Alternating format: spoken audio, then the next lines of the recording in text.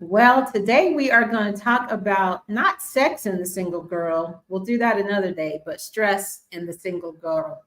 Join us and let's talk about how we can do better for ourselves. You don't actually love them. So now what we're doing, helicopter parenting. But we can even get more used to carrying the emotional bag. Going from what I like to call healing to wholeness. But we're not created as beings to be alone.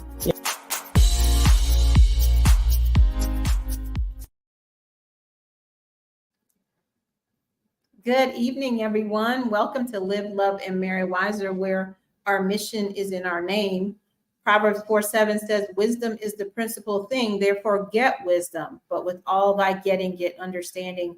And today we are hoping and praying that you will get understanding about a very important topic about stress, burnout, all of the things that come not just with being single, but there's some added layers to when you're a single girl.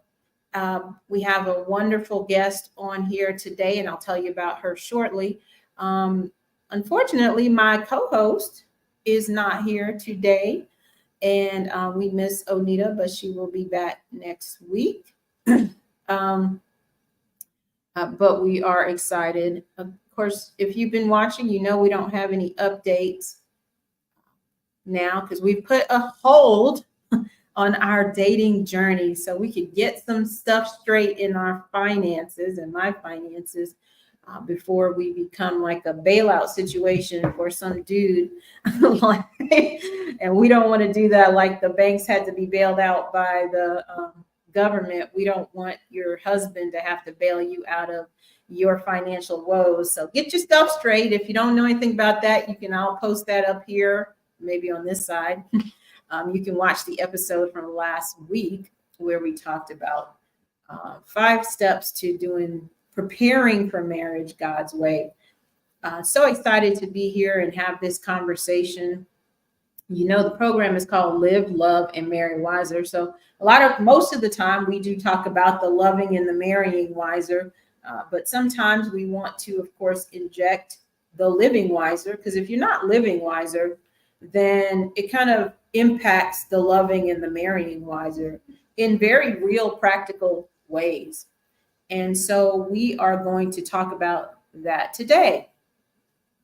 I want to tell you a little bit about my guest before I bring her on. My guest is Sherry Lynn Brady. She is a seasoned occupational therapist with 24 years of experience specializing in neurology. She works at UF Health outpatient rehab in Gainesville, Florida, which is where we live and where I met her. Not at UF Health, but I met her here in Gainesville. We go to church together and we are great friends. She treats patients affected by stroke, brain injuries, spinal cord injuries, Parkinson's disease, and similar conditions. In addition to her clinical role, Sherry Lynn and her husband trained as medical missionaries in 2014, which you will hear about that, equipping churches in health evangelism. She also became a certified health coach in 2020.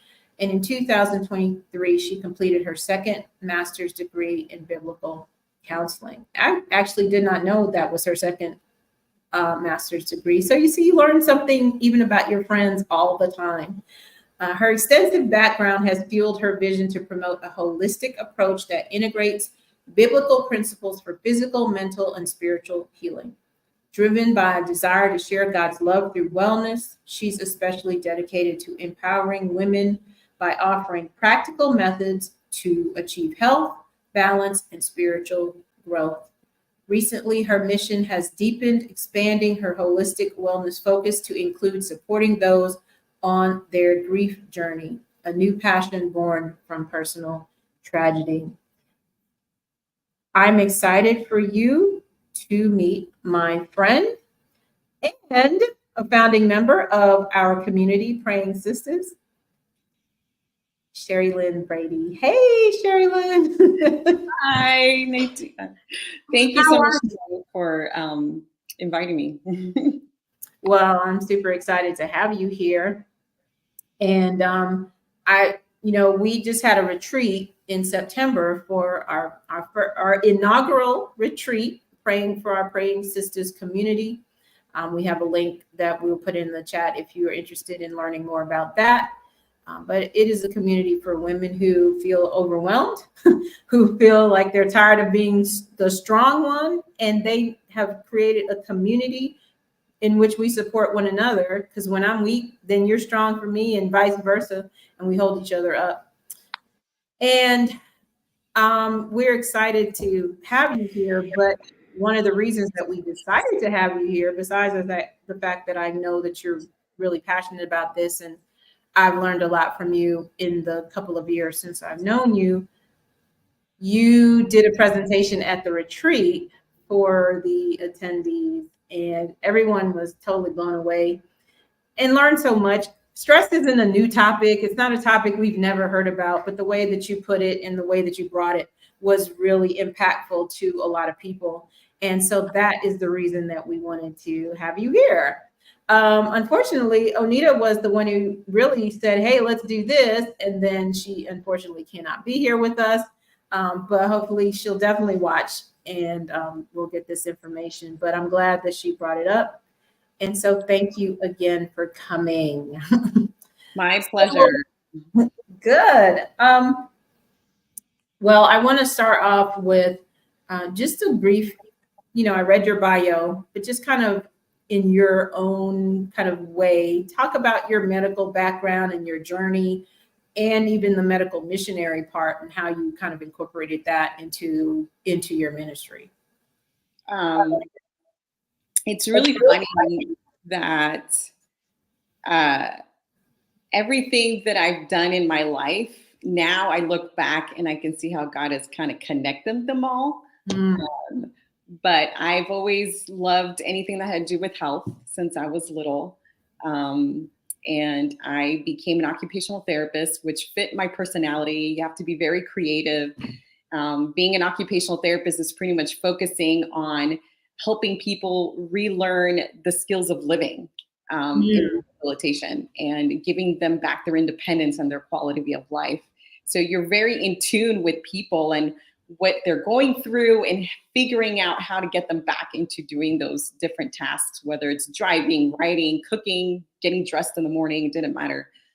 So you become very in tune with people in that way. And during that journey, I realized that God kept impressing me about learning more about health.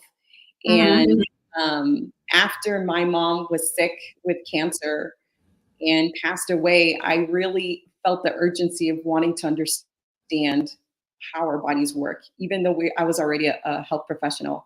By then, my husband was also a physical therapist. So I decided actually, he came along for the ride. And then I decided I wanted to be a medical missionary, and I didn't know how to even get there or how to even start. But luckily, where we lived in Orlando at the time, Rico Hill, who has a medical missionary training that was very specific to teaching churches how to use the health message in health evangelism. And it's really focused on urban areas, like in the cities. And I heard him speak on a weekend, and I just knew the Holy Spirit convicted me. This is what I needed to do. This was it. And luckily, my husband was also convicted, so we did it together, and it just totally transformed our minds, coming from the medical model to understanding the biblical model of what health is like and the principles in the Bible, and putting that into the spiritual aspect of the gospel just blew our minds. Yeah. And after that, we just started. Rico actually noticed that we're really good at presenting together, so we started traveling with him, and then we kind of branched out on our own, and we started Peakwell, and started doing our own workshops, teaching churches and sharing what we were learning about how health principles and all these things about our bodies are connected to our spiritual health, and how can we use this as an opportunity to connect with the community of those churches. So it's been a huge experience. And then after that, we went to other medical missionary trainings in Orlando as well. And it just kept, the ball kept rolling. Point. And then by the time we left Orlando, I started working a little less, and then I started doing health coaching or one-on-one, hence biblical counseling, because I want to be more holistic. And and now, unfortunately, my husband's not here anymore. And so it just keeps branching out, but it's still connected, through it all. Yeah. So yeah, it's a lot. I love that. I love that. I met you through the health ministry because I had just come to this church and I heard, I don't know if it was Reedland, but someone was talking about the health ministry that you all were doing here. And I had been involved in health ministry before. And so just kind of casually, I didn't necessarily plan on staying at this church. But while I was here, I was like, oh, I'd like to be involved in stuff. And so one of our mutual friends, I just happened to mention it in conversation. He's like, hey, you want to meet him right now? So he dragged me up to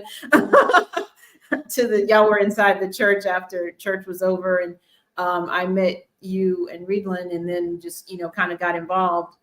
And, our friendship has evolved because, interestingly enough, because of the health ministry that he did. And so, I've always been impressed with your knowledge and just your, not just your passion, but the way that, you all taught it. I only heard Reedland teach it twice because I couldn't be, there was like a series that you all were doing, but I could only be there like one day, maybe twice. And, but the incorporating it in a practical sense, not just, we certainly, if you have been in our faith context or religious context, you hear people talk about the health message in many different ways. And some of those are fantastic and some of those are not as fantastic. And so I appreciate the way that you teach, the health message and how you incorporate that. So you're not just my friend, but you're also someone that I admire, and as it relates in a lot of ways, but specifically as it relates to this topic. So I want to ask you, so you gave like the broader picture of your kind of wanting to be in medicine in some way from when you were a child. But what specifically makes you passionate about women's health? And even you can even go broader or I guess more focused on stress as it relates to women's health. Good question. After doing all of these different presentations and meeting so many people all over the place, what I realized was that the majority of the people who come to these workshops are mostly women. And and needless to say, I also was raised in a family that's dominated by women. A lot of aunts. I have a lot of girl cousins. And I have a sister. And when I see them and all of my close female friends, I realize that we tend to be the ones who care about health, not just us, but for our families and for our husbands and for everybody else, And I saw the stress that was in everyone's life. And as we were learning more about the principles of the basic things that can help our lifestyle so much better, stress was one of those things. If we stress less, we would actually be a lot healthier. And so that just became like this little branch that I pulled out. And one time I got a chance to do a workshop for women's ministry for the Florida conference. And I really pinpointed on that because I saw so many women drawn to that. And I think that as women, we take on so many different roles, and we don't realize that stress is not just a mental thing. It's literally, holistic. Like it affects us in so many different ways that I really wanted to just pull it out and really research it a little bit more. And just keep it basic and practical, because that's what we need. We don't need more things to stress us out. We need to break it down into simplicity so that we can really integrate it into our day-to-day. So that was a big reason, was because I saw the stress in my girlfriends and my family and the women around when it came to that. But yeah. Awesome. Well, I think that what's so important is sometimes we try to squeeze in into an area just because we like it, as opposed to kind of observing the landscape and saying, okay, where is God leading me? And all of the things that you talked about, but also you mentioned that your mother had passed from cancer. And, there's certainly research that indicates that stress has an impact on even our immunity and all of that to get all of these different diseases that people are getting right now. And so like you were saying, like there's a thread that runs through everything. And I think that's just, I'm just going to refer back to even our program from last week, talking about purpose, and how if you don't know what that is, then you can often get into relationships that are at cross purposes. Right. And so even though you all weren't doing like the health ministry, you both were concerned and you cared and passionate about health and serving other people. And so there was like a natural flow when you all were both convicted on, oh no, let's take it to a whole nother level, not just, scientific, what they might call, but let's incorporate God and scripture in the Bible and all of that into this process of teaching people health. So yeah, I wanted to add something to what you just said too, because my husband was not into health at all, really, honestly. He was more of the spiritual guy. Like he loved Bible studying and breaking down the word. And I love the practicality of the Bible. And so we both had very different passions, but this is where God being in the center of your relationship works out, because God put both of those things together. And this medical missionary training that we did in health evangelism brought both our passions together and melted into one thing.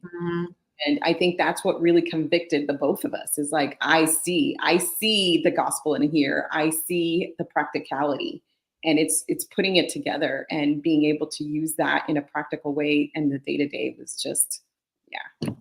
That's what sealed it. Yeah. Okay. So let's talk about stress. Let's talk about some ways that stress, first of all, define for us, what is stress?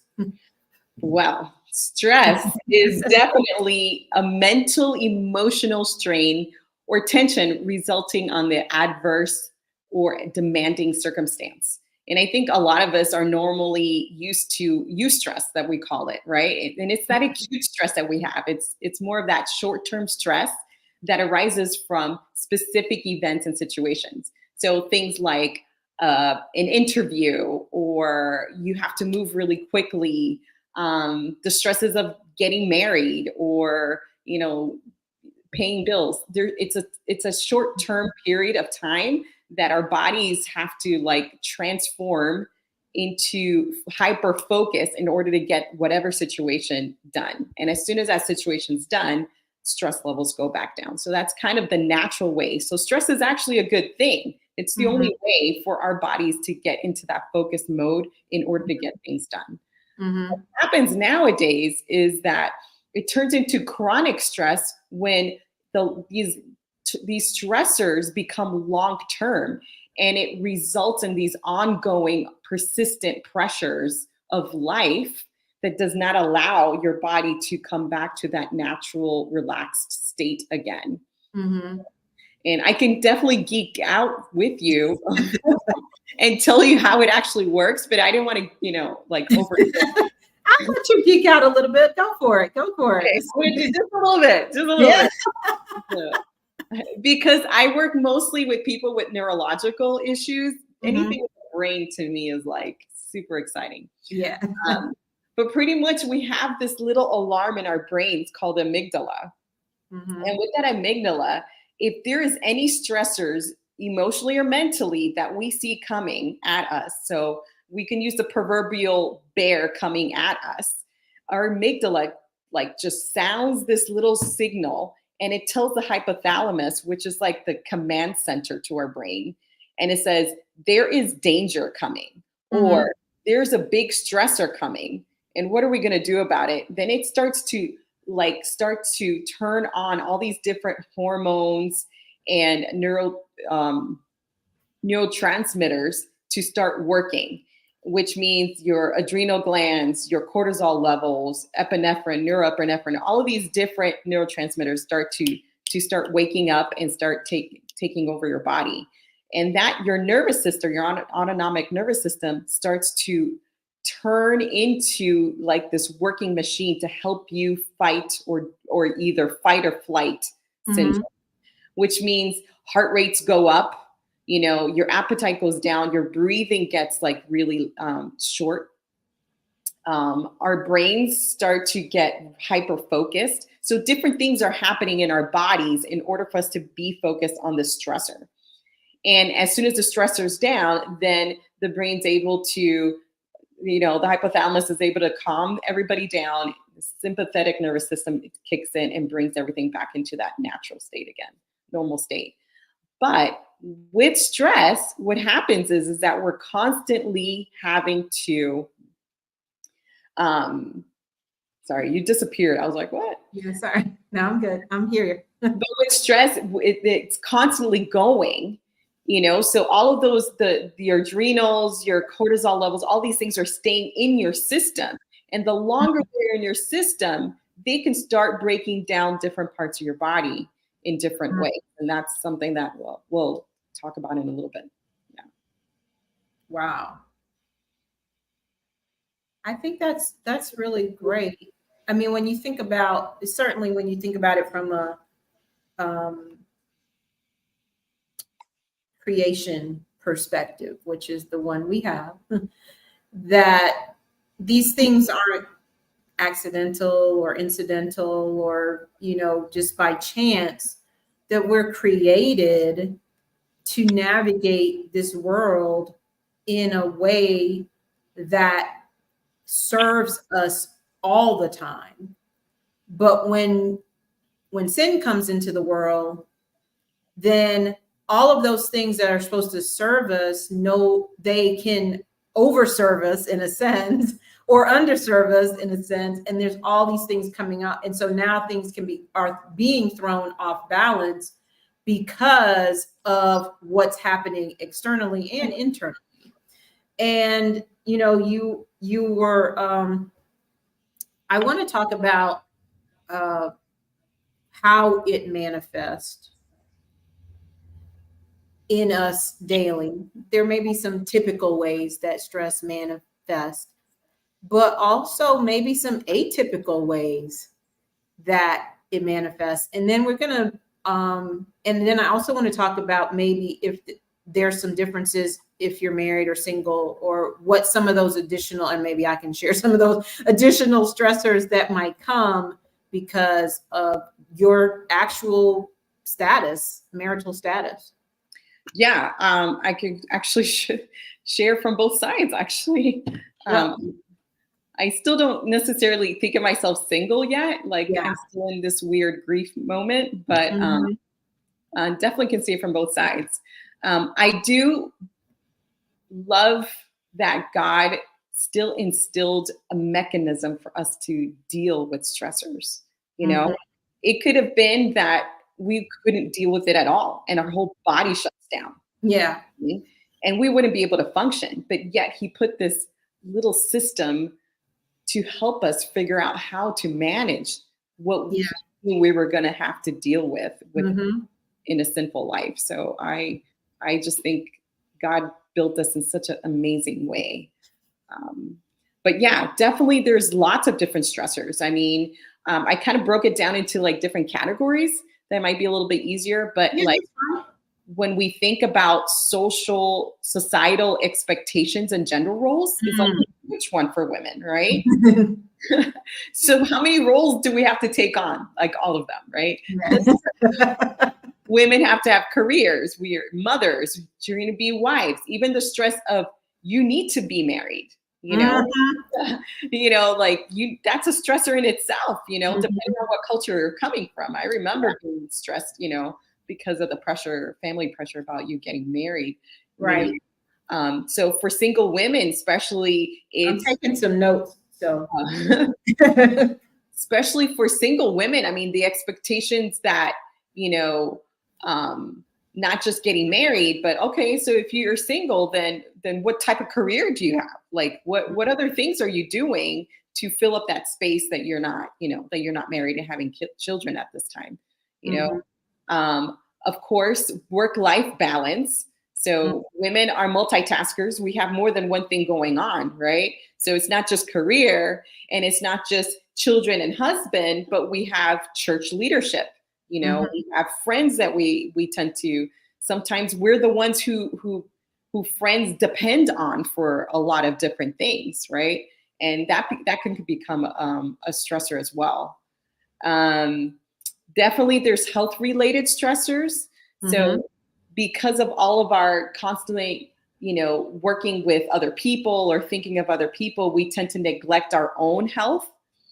And when we do that, that's the lack of exercise. We're not exercising, we're not sleeping, all those things. So, just sleep alone, I'll tell you this, and I'll probably mention it again, is that if you're not sleeping, your cortisol levels stay high. They don't get to go back down. So just lack of sleep alone can increase your stress levels, or your cortisol levels in your system. So yeah, for singles, sometimes, singles tend to be pressured to overwork at work. Oh, you don't have a family. You can stay. You get the tough project. Wow, yeah. You know what I mean? You get the bad hours because everybody else has families to go to. So you have to work the holidays, or you have to work the long hours, you know what I mean? Depending on what field you're in. Yes. So sometimes that's a stressor as well, because then you're put a lot more pressure that way as well. And then you're also having to navigate all of your life. You have to make all of the decisions and take care of all of the things and figure all of the things out at home as well once you leave your job, And sometimes you have to work more because there's not two incomes. Exactly. And particularly if you had two incomes and then you don't, then that can even be more challenging, because if you've only ever had one income, then maybe you've adjusted your life to that. Maybe not, but maybe you have. And so, there's that. I want to just touch on a couple of things that you said. I was just watching another podcast today that was talking about getting rid of single shaming, and why do people have to feel ashamed, or why does society make you feel ashamed for being single? There's all these things. Why are you so why are you still single? And you just kind of like, I've been asked that before many times, and it's stressful because it's already something that you want, but you don't have any control over why you're still single. For the most part, you don't have any control over that. And so the anxiety around, well, what's wrong with me? Why doesn't anybody like me? All of these things then adds to what it really triggers, something that you're already feeling and thinking often. And as opposed to just being, especially even in the faith community, it's almost worse rather than better, where you should feel like, well, I have family, I have friends, this is a community that I Right. feel safe in. But then you don't feel safe because you're always running into, potentially that question or those looks or being excluded, which is not a direct, like anyone saying anything to you, but being excluded, it just kind of exacerbates just the stress of life and being alone. Now you're not only alone at home, yeah, you're alone at church too. And you're just, so yeah, there's a lot. That's a huge stressor. And something that you said that it just triggered a thought for me when you were talking about like leadership, like church leadership. Yeah. It's also stressful often because there's so much, most churches are patriarchal. Right. Even though they're full of women, there's still a patriarchy that runs that organization. And so many women are dealing with maybe gifts that God has given them that men are saying, or even women are saying, well, you shouldn't be doing that. And so you're battling, okay, this is the gift that God has given me, but then this, like my whole church is saying, oh, but you shouldn't be preaching, or you shouldn't be teaching, or you shouldn't be doing this, or you shouldn't be doing that. You should be doing this. You should. And it's like all of this stuff, even at church, that becomes part of that weight of stress. So, and then another thing I wanted to maybe get you to talk about is when you were saying like the medical stressors, talk about hormones. I mean, our hormones are like going nuts all the time.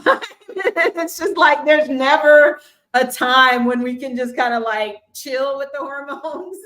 So can you just talk about that and just even like not understanding what our body's doing, so that can be stressful too? I'm going to get to that. Okay. All right. I'm going to get to that. And I'm not going to talk a lot about hormones, but just enough because I'm still researching, because hormones alone is like another YouTube episode all together. It is. Huge. And I'm all about it because I think that's another stressor, is that we don't even know how our body works, right? Mm-hmm. So we think we're going crazy when we're not going crazy. We just don't understand that in different stages of a woman's life, our hormones are constantly changing. And if we don't understand that, of course, we're going to feel like we're going crazy, But yeah, I'm going to touch on that. Two other things I wanted to mention of other causes of stressors in women, I mean, in everyone, but specifically women, is the cultural aspect. And I don't know if you've ever been through this, but sometimes even in the Caribbean, I can only speak from the Caribbean culture, is that when you are first generation American or second generation American, what happens is that your parents end up being dependent on you to understand the culture that you're in now.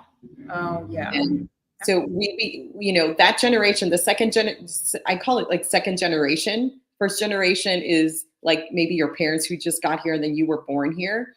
Like who fits in that category will understand what I'm talking about. Right. Where you end up being this bridge between two cultures, right?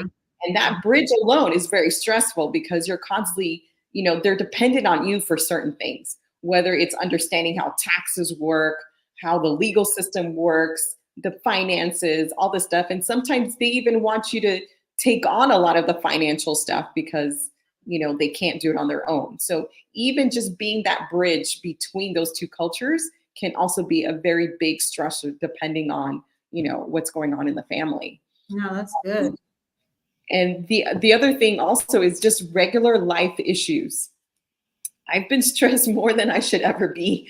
Nobody should be, but I lost my husband. I lost my mom years ago, but still, that still carries with you. And I think we all get stressors because of loss. And it's not just loss, it's abuse, trauma, even things like being robbed, struggling with making ends meet, having marital issues, having issues with your children, all of these different things. They're life issues, you know, but we take it just because we know it's part of life, but that's also big stressors that can really affect our systems, you know.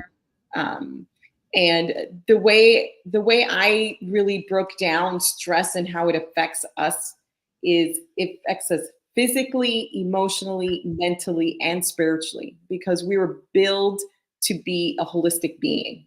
And to be holistic, we need all of those four aspects. And I just feel like the devil knew that. So he's constantly picking and pushing buttons and making sure that we're stressed out, because he knew that that would definitely disrupt the balance of how our holistic bodies are, you know? Yeah. I love that you said that that's not something that most people would think. It's certainly not something I thought about, the cultural, you know, but I have seen that in action. And, you know, even just from a language perspective, you know, having to go all of these places with your parent because they don't speak the language, and you have to be the one to translate at the doctor, at the grocery store, at the bank, at the, you know, all of these things.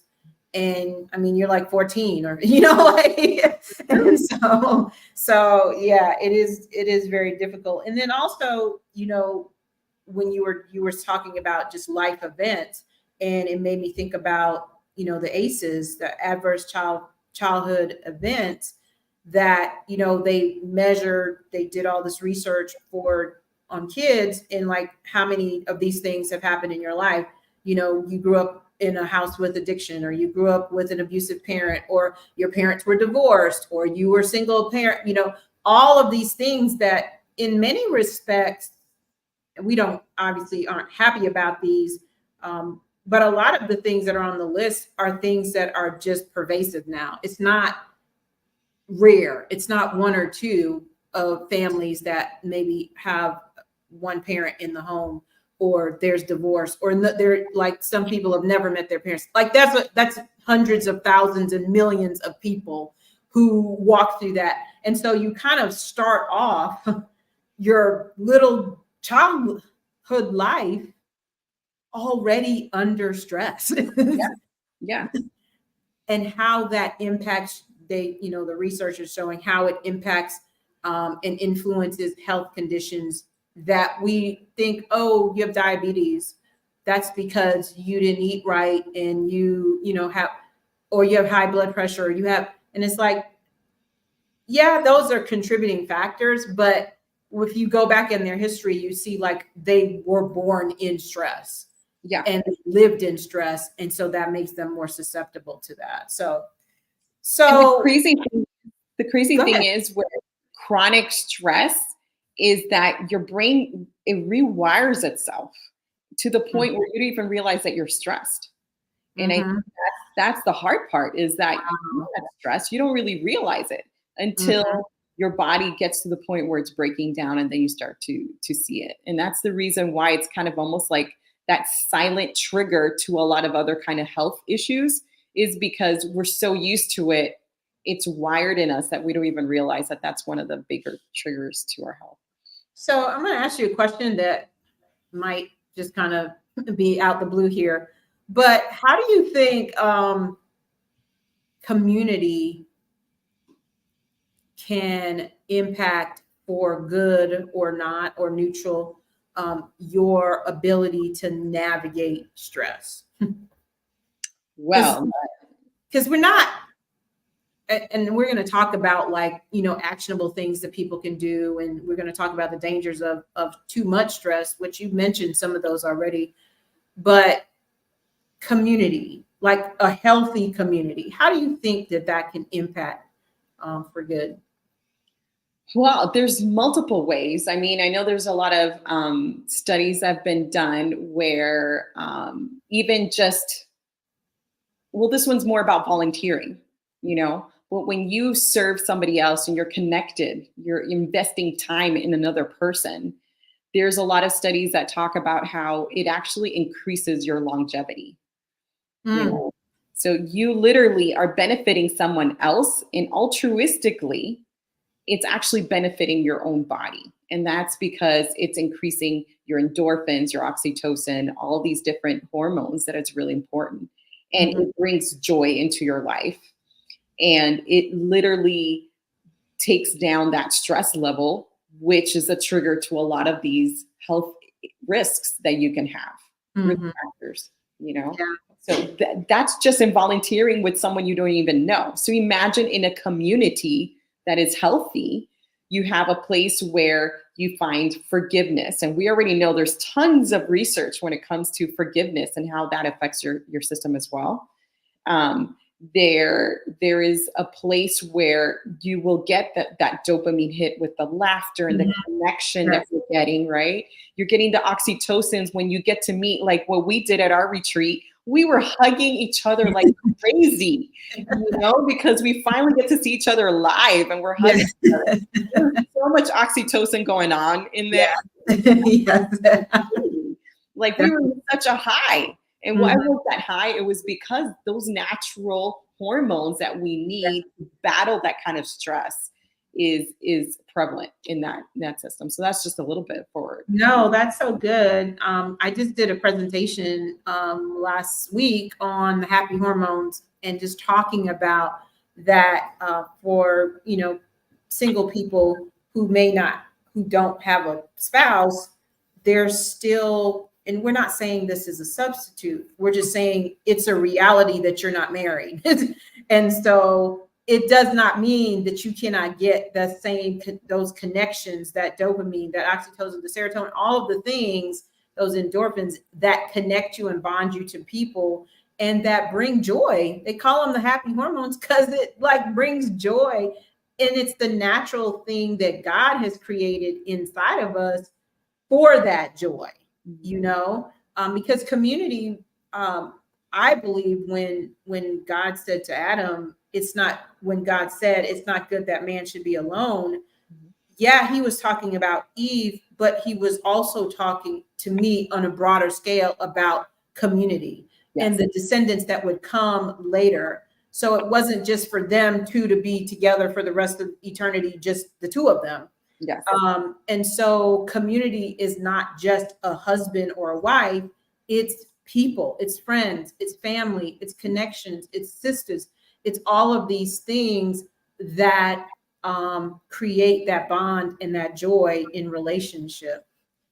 And so if you are interested in that, like we don't even need to get deep on the community of praying sisters because all of the women that are in there have stress. Have a lot of stress. But that's the reason that they have chosen to join because they found a place where they can talk about it, number one, because even though we're talking in a broader sense that the world, you know, medical science may notice it, but for women to have a safe place where they can talk about it and get those things off their chest that they may not even be able to tell their partner or feel like they can tell their partner, or they may not have a partner to tell. And they're like, oh, I understand that. And not only I understand it, like I get you. Yeah. And also I may have resources that can help you. Yeah. It's not just a place where we come and just vent and then it's kind of over, which I think you need that sometimes, but you just don't want to do that all the time. You need to like, okay, how can I make some adjustments? And every woman in the group has talked about how they've made adjustments to their life because of what they've learned in community. So I just wanted to bring that up because we are, you know, this is part of what we do, but it also fits the conversation. Go ahead. I just want to add to that. The sisterhood is because it is a place where we empower each other. You know, it's a movement to me. Yeah. Like it's not just a support group. We're literally encouraging each other to grow and develop and be even better people. Yeah. And we're doing it as a group. And I think there's such power in that kind of community where you can have a bad day and people are going to hug you and pray for you. But you're also going to be able to celebrate those awesome times or ask questions and people will support you along the way. So, Right. yeah, I definitely am Absolutely. very blessed to be a part of that.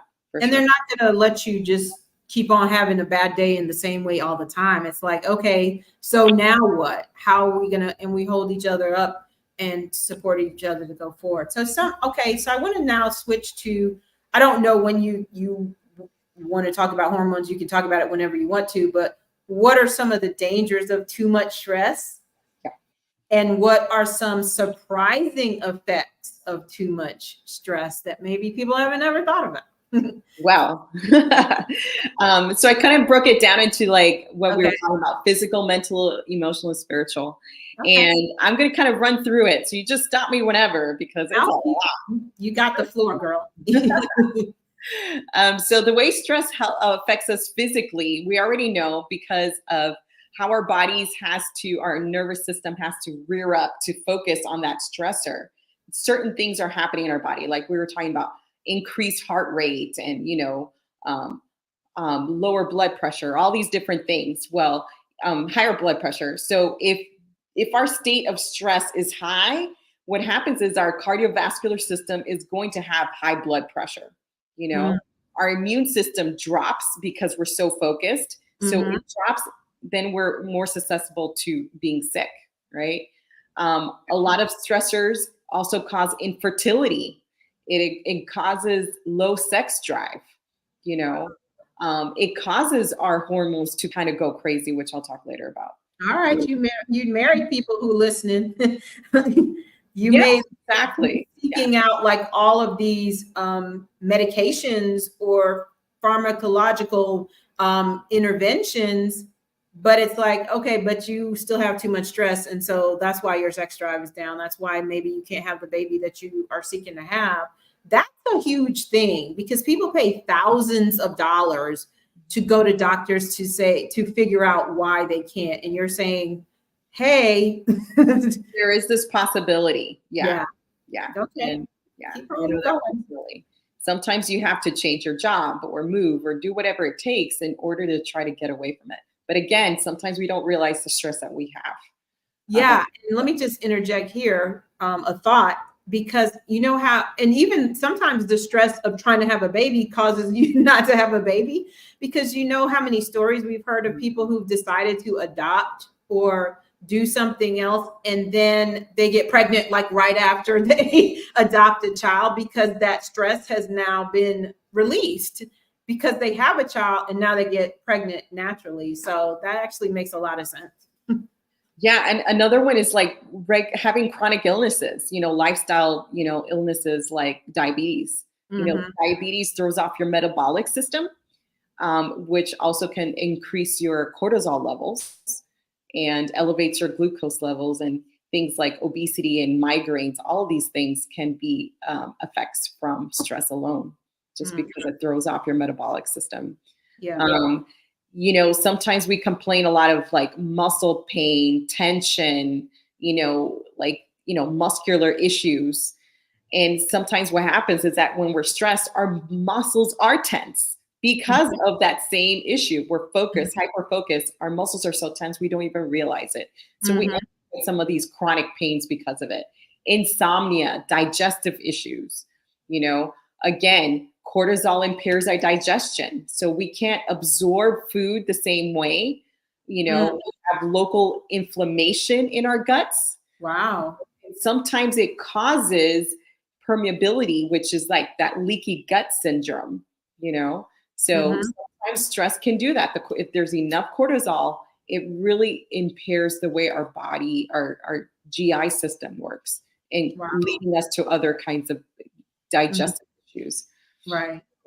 Mentally, of course, when we're stressed, what happens? We're not concentrating as well, not making good decisions, our memory's off. I know that for sure. We have all these different anxieties and depressions. And like I was mentioning before, insomnia is also caused. And again, our hypothalamus, which is the command center, is the one that regulates sleep. So if your hypothalamus is on overload, trying to figure out what's going on and trying to set up your body for the stressor, it's not regulating your sleep. So it really does affect the way, we handle rest. Something else, mental health disorders, is eating disorders. Mm. You never really think about that, right? No. We have all these other kinds of hormones that help our appetite be suppressed, or it increases it. So when we're stressed and we're not eating, then the hormone ghrelin is not being like satisfied. So then we feel hungry at night, or all these other cortisol suppressors suppress a hormone called corticotropin, which also isn't a suppressant. So then we don't feel like eating. And sometimes mentally, as we're stressed, our bodies are acting weird. And all of a sudden we take that on also as some kind of eating disorder. Like, oh, well, I'm just not going to eat because I'm not hungry. So you end up not eating for days, that kind of thing. Or again, one. I think I've had the opposite one. I was going to say, usually it's the dopamine that we need. So we're always eating those carbs to keep us, our stress levels down. And that's what most of us feel is that we just need that dopamine hit through sugar and all the good carbs, actually bad carbs. But yeah, so that's definitely a big one. And then emotionally, of course, our hormones, I don't even know how to say this. I didn't put a lot about that because it's just so big. But you can just give us a snack. You don't have to give us the whole meal. Well, I mean, their cortisol actually can stimulate a lot more off balance of our estrogen and our progesterone and our testosterone. It throws it off. And when it does that, and I don't know, I'm being totally honest. I'm still learning a lot of this stuff, but I know when cortisol is ingrained in that, it throws out the balance to all of our natural hormones, our sex hormones, but it also triggers our bodies to store fat, So when that happens, it throws off everything. And again, stressor is what triggers all of this cortisol to stay in our system for so long. Yeah. But I was just watching a podcast, because you all know that's just what I do. And she was talking about, it was two doctors, and I don't remember, his name is like Daru something. And he was interviewing Dr. Sarah Gottfried, I think her name was. And she specializes in women's health.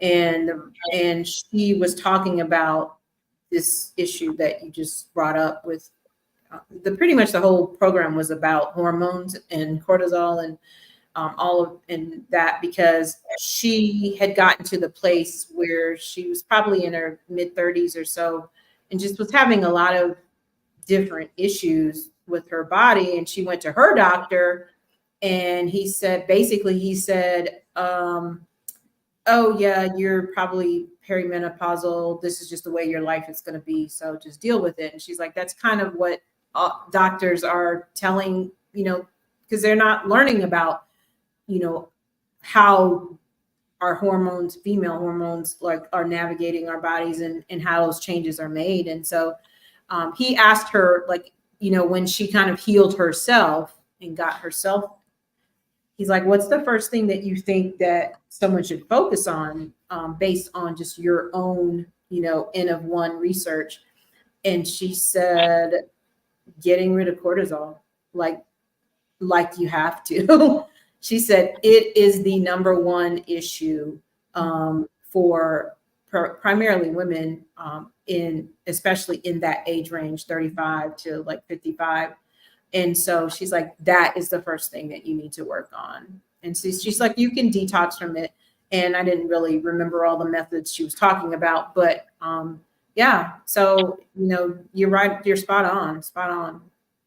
Yeah, I'm telling you, it's like this little disruptor. It comes in and just like blows everything out. Just finding a way to get rid of that cortisol. And it's funny because about a year ago, I decided to do this little program that was teaching women about how to lose weight.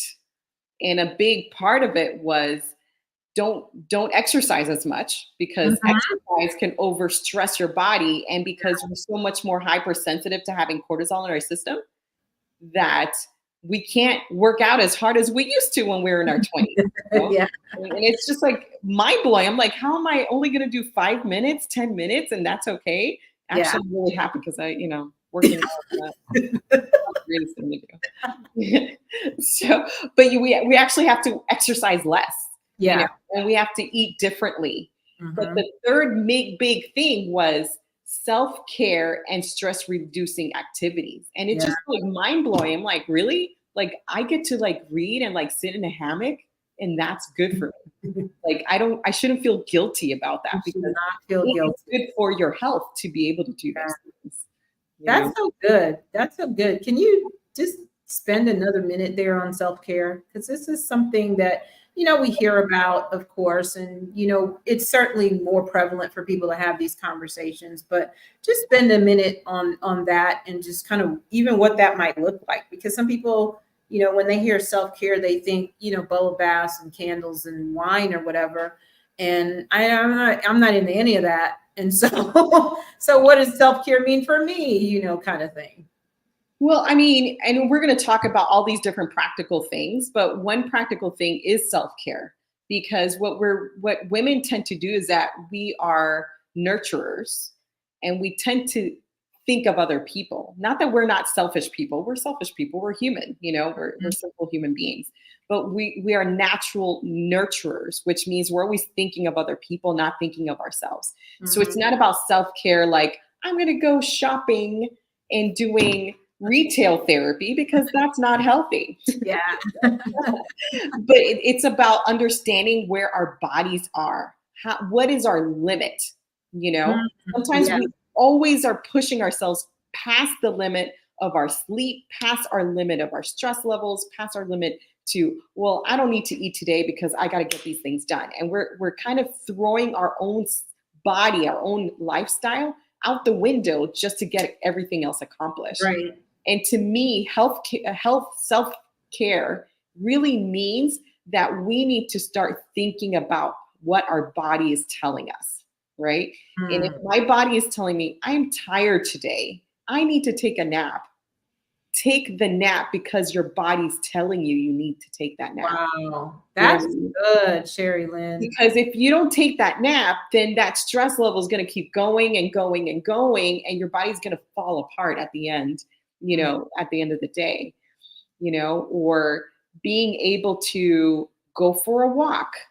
How many times when we finally get up to do exercise or go for a walk, I feel so much better, So it's about, to me, self-care is more about, I need a breather. I'm overloaded, and I'm being more aware and in tune with myself, mentally, physically, and emotionally, and spiritually too. That we need to be aware of where we are and be able to address those things in order for us to continue to be the nurturers that God has made us to do.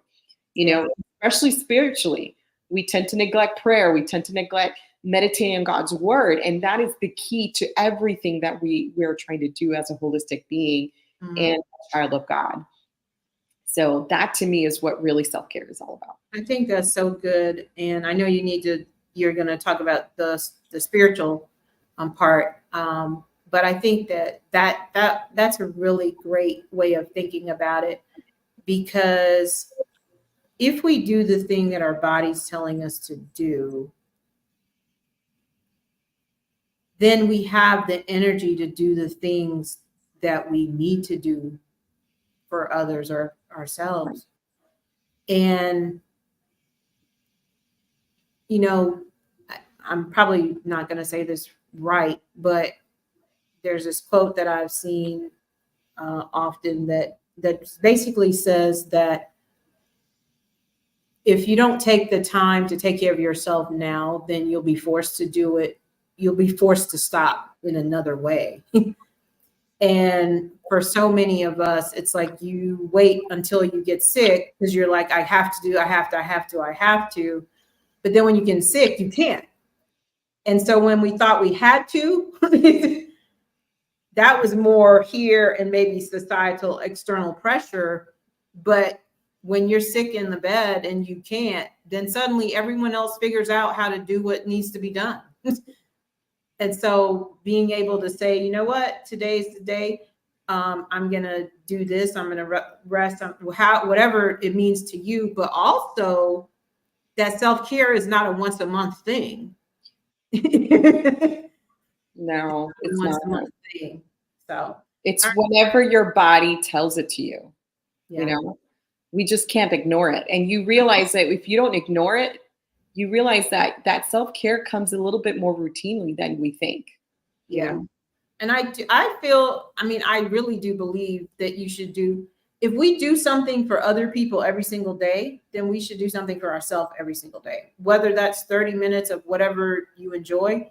And I don't do this at all. So like, I'm not speaking externally, I'm speaking internally. Like, what do you do that you just like enjoy? That's just, like peaceful or just fun, And so I think that in 24 hours in a day, you can get 30 minutes of it just for you.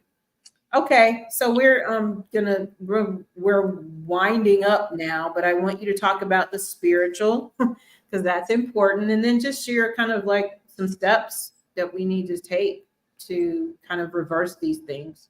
Sure. Spiritual health is so important. Like we were saying, it's the foundation of how we were created.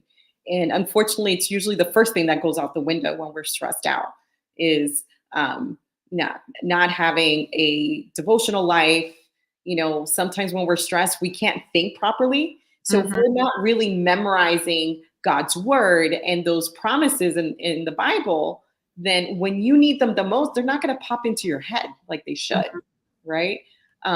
So when it comes to stress, high stress levels leads to there's lots of studies that say there's two ways of dealing with it. It either decreases your participation in spiritual practices or religious activities.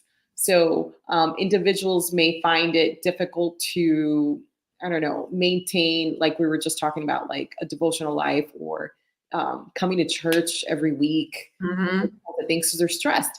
And not only because they're stressed, but also because the perception other people are going to have of them. Oh, I thought they had it all together, but look at her. She's looking a little disheveled and she doesn't look so great. It looks like she hasn't been sleeping. So they end up being more isolated and staying away from the source of community that they need in order to improve that stress level, right? Yeah, There's also no, go ahead. No, I was just saying that's so good. Like that's a perspective I hadn't considered. Yeah. And then there's the opposite too, where there's a lot of people who are stressed out and they actually go towards going to religious practices and praying and doing these devotionals because they have learned that's their coping mechanism. That's the way they're drawn to healing. So it just depends. And we want more people to go in that direction, right? Yes. Where they want to increase their engagement in a church family or in a sisterhood or in a place like that where they can get, maybe they're not able to handle praying on their own, but being in a community where they can pray, they're drawn to that because they know where there's healing in that, Absolutely. And we want to, want to be even balanced because sometimes we self-medicate with spirituality and church religious activities. And so then that becomes the source of a different kind of stress because we're overwhelmed and overworked there. So I like what you're saying. It's just like finding those communities and those activities that actually feed you, but not doing so much that now you are just switching your stress from here to there. Exactly. Yeah. And it goes back again, like I say, it's that self-care. It's that new awareness. How am I feeling right now? What is going on in my life? Where's my mental health? Where is my physical health right now? Where is my emotional health? Because every time we do those check-ins, it really helps us to figure out, oh, that is why I am like overkilling it over there. Or this is why I'm not eating as well. Then you have a little bit more awareness. So it's about self-check-ins for sure. Yeah.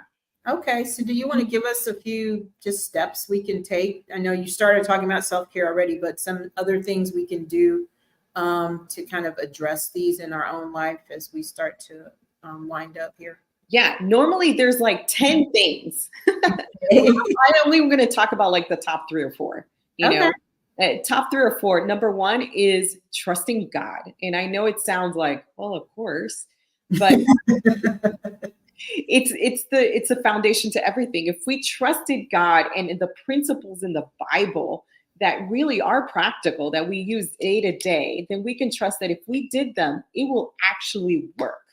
And I think sometimes we doubt that, oh yeah, sure, if I sleep better, it'll get better, you know, or whatever. But if we really trusted that God has given us these principles, then we know that they are good. And they will help us because he loves us and he instilled that in us. So definitely getting back into memorizing the word and having that devotional life, having that prayer life, whether you do it by yourself or in a community, having a mindfulness, because also by trusting God, you know that he's going to speak to you and tell you, hey, slow down, come to you of the things that you need to change. You know, and that's only by having that trust with God that we can get to that point of understanding how we are working on. I love that, of course. Another big one is, of course, eating. And I'm not gonna like pounce on that one very much, but the whole point was that there was a study done on mummies from Egypt, Horus study. And what they did was that they actually pulled out all these different mummies and they put them through these MRI machines. And they were trying to figure out what their lifestyle was, their diet, all these different things through this, you know, study that they were doing. And what they found out was that this is a very rich culture, you know, that they came from. And what they realized was that they were dying of the same exact things that we are dying of now. Sclerosis, rotten teeth, arthritis, gout, like you name it, they have to. So their diet is the same as the diet of now in the US. Yeah. You know, and the whole point is that we need to really focus and be very convicted that diet is a huge part of it. You know, we eat a lot of inflammatory foods, processed foods that create inflammation in our systems, and that causes stress within our system, and it breaks it down. So it's a different kind of stress. It's a very, you know, I don't know what the word is, but it's a very internal stress. And having that kind of in your system is just going to break it down even more. So practically, obviously, we have to reduce processed foods, stick to more healthy proteins, eating more fiber, you know, and for women premenopausal, we have to really think about increasing our protein. You know, women, we lose a lot of muscle mass and we think we're losing weight, but we're actually losing muscle mass. So we definitely have to increase our protein, eating better carbs, and just really working on our fiber as well. Yeah. Wow. Yeah, that's good. The other one that is really important for stress is, I call it choose well. And it has to do a lot with temperance. You know, in the Bible, it talks a lot about temperance being, you know, abstinence of those things that are bad for you, and then moderation of the things that are good. It's not moderation in everything. That to be true, it's not true. So the whole point is to be moderate in all things, right? So we have to learn and pray to choose better things. So this means choosing to have a social media detox, you know. We may not be able to abstain from it all, but what are you watching? Not from this channel, though, but not this channel. This is a good channel. But anything else, yes. The whole thing is that, what is it feeding you? Are you feeding ugly things or bad things or things that Right. are just not of God, that's not helping your health. The Mhm. whole point is feeding you, even through social media, through the addictions of, like, whatever addictions you have, whether it's food, coffee, sugar, whatever it is. We have to think about, what is it feeding us? Is it feeding us things that are going to build us up in a good way and to help us with our characters and to help reduce our stress levels, or is it going to increase those stress levels? And I think we realize that sugar and all these inflammatory things that we're doing is actually increasing our stress levels, and not Mhm. realizing that we're in this bad cycle because of it. So it's about abstaining and choosing what will help us reduce that stress level. Mhm. Um, what's another one to think about? Of course, exercise. So exercise is number one. We all know that even simply walking really does reduce our stress levels. Mhm. It helps increase our circulation. It helps increase our breathing because, again, like we were talking about earlier, our heart rate and our breathing becomes very high Mhm. fast because of that stressor of that bear coming at us. So being able to take those deep breaths and having that good stress of walking or speed walking really does help decrease that nervous system down and decrease our cortisol levels as well. So I'll ask you this question. Mhm. If we could pick one thing, I know you have many. If you can tell, the audience, there's one thing that you can do. One thing I would recommend for you to do to start the process. Not that I'm ignoring the rest of them, and yes, it would be great to incorporate, but today, like when we hit end stream, what can they do to start working on reducing their stress? I would say pull a friend or your spouse or a neighbor and go for a walk. And the reason why I say that is because when you go outside to go for a walk, you are immersing yourself in nature, which is a stress reducer. You've got your fresh air so you can take those deep breaths.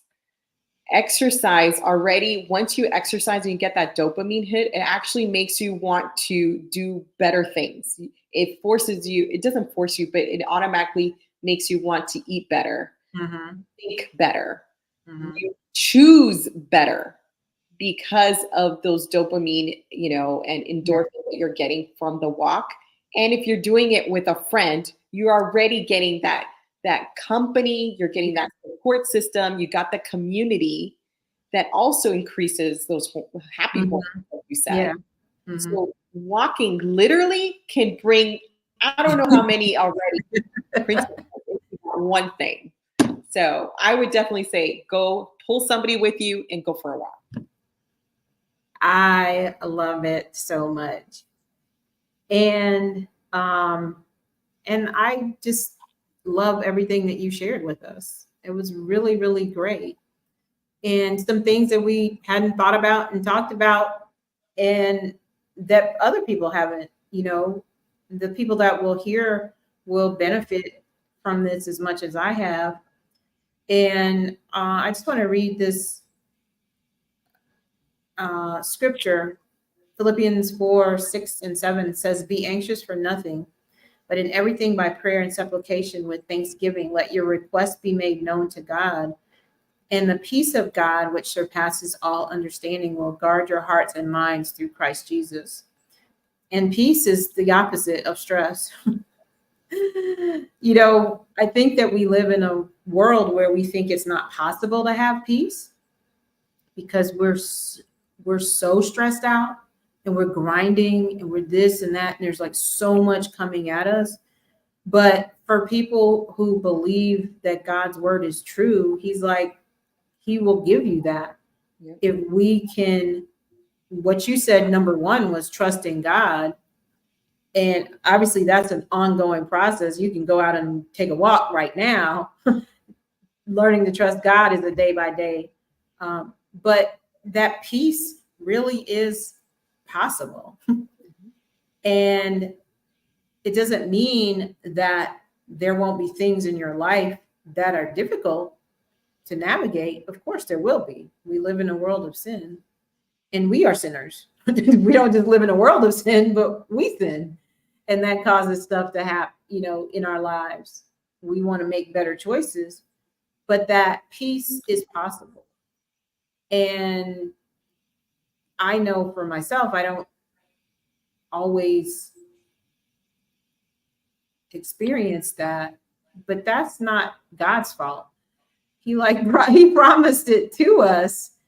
It's like really thinking about the fact that peace is not just this like floating on a cloud type situation. It's really our health. It really is about us holistically. Like you talk, I've literally never thought this until I'm saying this right now, but peace is about God saying, when you are anxious about everything or even some things, it impacts everything. Yeah. And I want you to live differently as a child of mine, as a believer.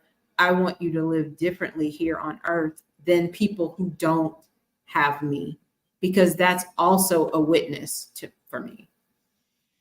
Yeah, I agree 100%. I mean, I've been through the gamut. I've had anxiety, I've had depression, I've had stresses. I feel like stress has always been a part of my life. And now that I'm grieving for the past 2.5 years, it continues. But I go back to trusting that God convicted me of these principles. And every time I go back to them, they don't seem hard to do, technically. But every time I go back to trying to do that, I can see how it has improved my lifestyle every single time. And of course, it's a cycle. Sometimes we fall off the wagon and you need to get back on. But I am so grateful that God has given us the ability to have these principles that actually has like a switch, like it's like a switch in our bodies to help us to survive stressors of this sinful world. And he made them simple, he made them natural, it's pretty much all free, more or less, you know what I mean? It's not like a very expensive thing, and yet we're willing to pay for the biggest pill that we can get, so we can just swallow a pill and everything goes away, But in his mercy, he understood that we need the process of learning to trust him and grow and to learn to really check ourselves every day. So yeah, it's been a blessing, and it's a journey. It's a journey. Well, thank you so much for taking us on this journey. And what we can do is put that list of 10 in the description. We couldn't review them all, but that people can have access to that. And I just thank you so much for being here, not just as my friend, but just as someone who really knows her stuff and can help us to really grow in this area. You all who are watching, you all who will watch, go take a walk. I mean, be safe. Now, if it's dark and it's nighttime, be safe. But go take a walk. And let's all learn to trust God more. Thank you all for watching. Our link will be in the chat. You can join, at least find out more about a community that supports you, that helps when you are feeling under stress and you don't know how to trust God. They hold you up. They pray for you. We get together every week to support one another, to share our wins, to share our challenges, to get advice, to get counsel, to get direction, to get resources, the whole thing. And you can be a part of that if you're a woman. So you single girls out there, you may be single, but you don't have to be alone, because it is not good for you to be alone. So join us. And until next time, we love you. We appreciate you. But until next time, make choices that will help you live, love, and marry wiser. God bless you.